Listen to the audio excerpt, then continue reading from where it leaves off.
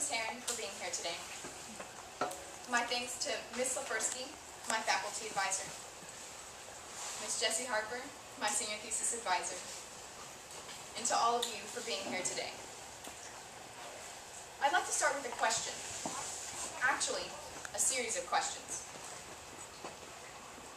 Who in this room thinks it's proper for the government to require businesses to cater to handicapped customers? For example, handicap rails in bathrooms and wheelchair ramps. Again, who thinks it's proper for the government to require businesses to cater to handicapped customers? If I could get a show of hands if you're comfortable. Okay. Next question. Who thinks it's proper for the government to require businesses to pay women at the same rate as they pay men? Equal pay for men and women. Who thinks it's proper for the government to require businesses to pay women the same rate as men?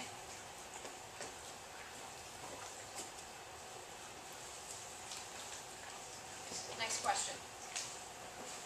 Who thinks it's proper for the government to provide health care to every American?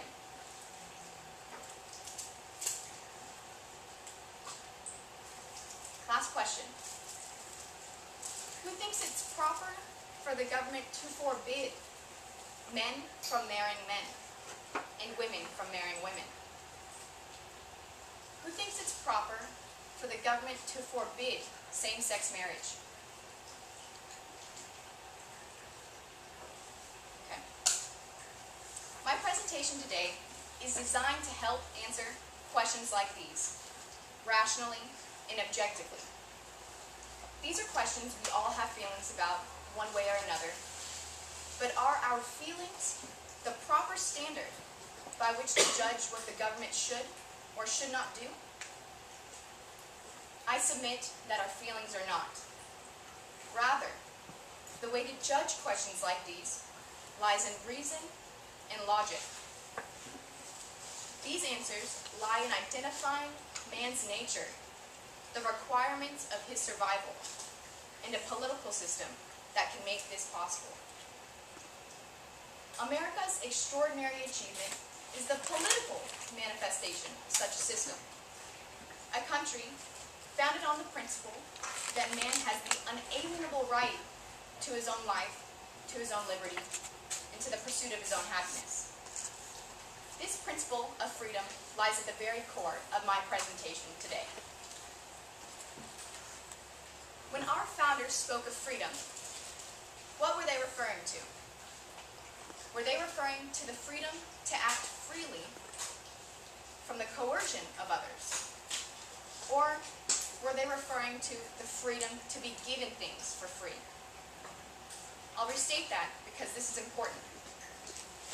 Are our freedoms freedoms to act, or are they freedoms to receive? The questions I open my presentation with are a mix of these issues, demonstrating freedoms to act, like in marriage, as against freedoms to receive, like with healthcare. As I continue, I intend to make more of this distinction to determine what constitutes real rights, as intended by our founders, versus some other kind of rights, perhaps not intended by our founders. Before I do this, let's look historically at where this idea comes from.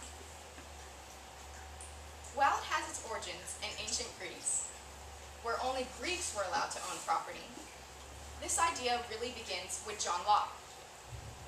Locke's dates are 1632 to 1704. He was born to Puritan parents, Agnes Keene and John Locke Sr.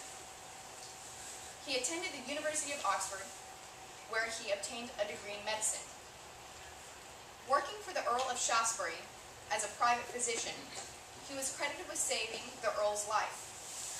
The Earl was one of the Whig Party founding members, and Locke's friendship with him led him to favor the idea of a constitutional monarchy as opposition to absolute rule.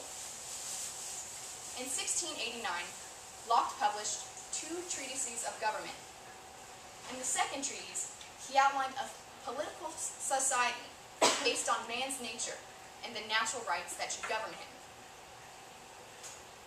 The state of nature has a law of nature to govern it, which obliges everyone, and reason, which is that